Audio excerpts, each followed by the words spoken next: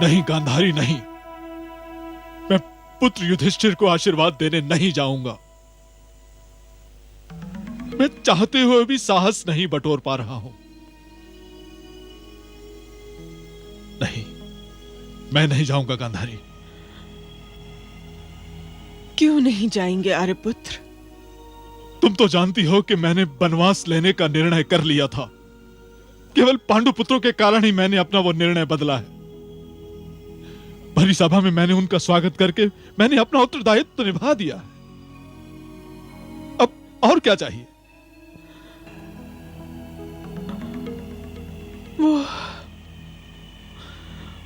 वो उत्तरदायित्व कहां था आर्यपुत्र? वो तो विवशता थी। पराजय के पश्चात भी यदि व्यक्ति जीवित रह जाए तो वो विजय का स्वागत करने के अतिरिक्त और कर भी क्या सकता है आर्यपुत्र? किंतु अपमान की भी एक सीमा होती है गांधारी। मैंने अपने 100 पुत्रों का नृशंस वध सहन कर लिया, पराजय का कड़वा विष पी लिया। इस असहनीय पीड़ा को अपने सीने के अंदर छुपाकर विजयी पांडु पुत्रों को अपने गले से लगा लिया। ये सब सहन कर लिया मैंने, किंतु जब वासुदेव ने कटाक्ष के धनुष से व्यंग का बाण चलाया और भरी सभा में मुझे मेरी पराजय का आभास कराने के लिए मुझे महाराज कहकर पुकारा तो मैं अंदर से लहूलुहान हो गया।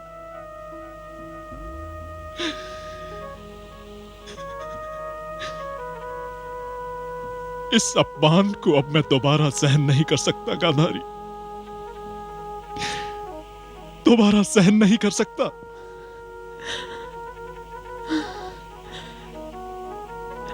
इस अपमान को अब हमें अपने भाग्य का लेख और जीवन का सत्य समझ लेना चाहिए आर्यपुत्र।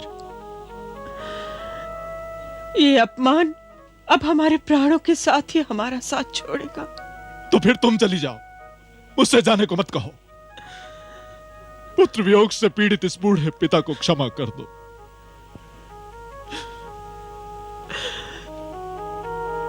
क्या आप समझते हैं कि ये पीड़ा केवल आप ही की है? क्या इस पीड़ा से मेरा मन नहीं करा रहा? किंतु इस पीड़ा का कारण क्या वो अन्याय नहीं आर्यपुत्र जो आपने पुत्र युधिष्ठिर के साथ किया?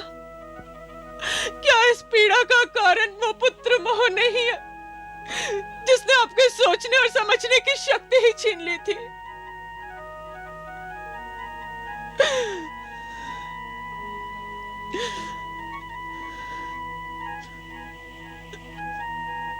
पुत्र युधिष्ठिर ने तो सदैव ही आपको सम्मानीय समझा,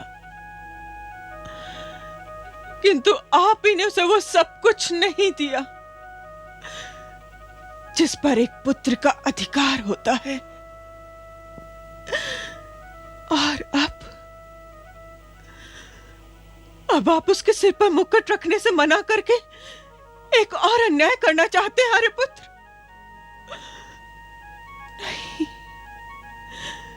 नहीं आर्यपुत्र, आपको अपना धर्म निभाना ही होगा। कैसी कठोर माता हो तुम गांधारी। एक दुखी पिता से तुम ये कह रही हो? हाँ आर्यपुत्र, मैं एक पिता से कह रही हूं। आप केवल दुर्योधन के पिता नहीं, युधिष्ठिर के पिता भी हैं।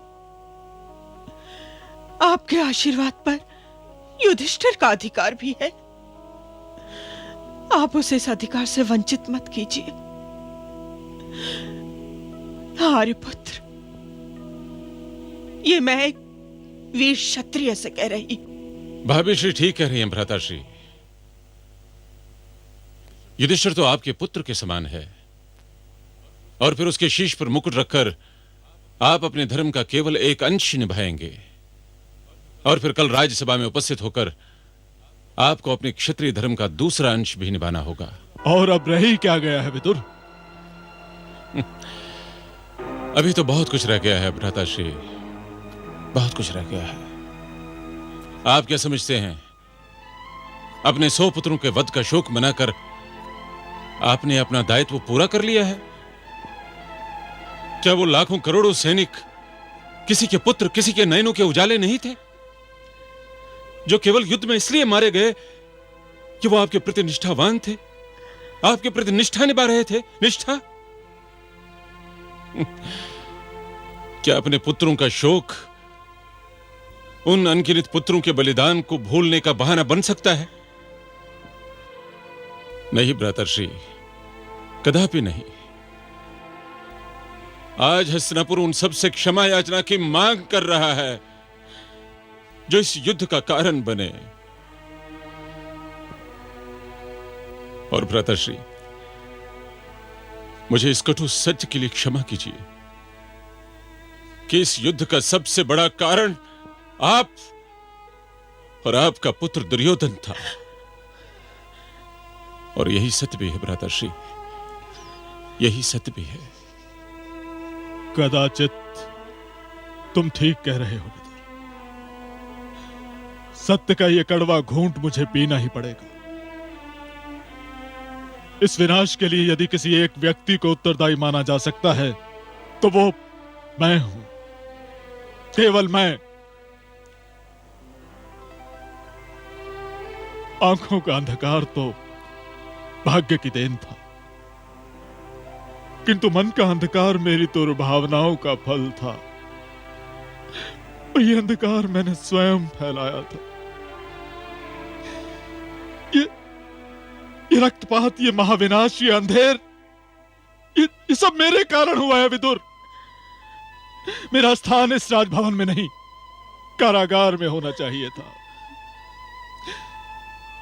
युद्ध में होने वाली हर मृत्यु का उत्तरदायित्व मुझ पर है। मुझे तो मृत्युदंड मिलना चाहिए, केवल मृत्युदंड।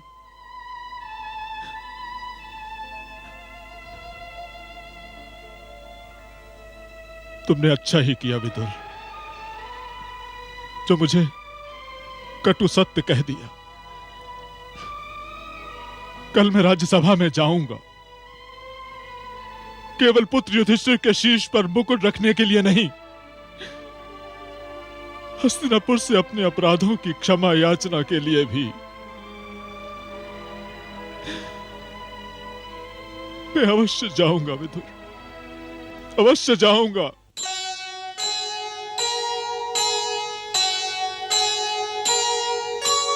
जीवन भर धृतराष्ट्र ने होने दी अंधेर,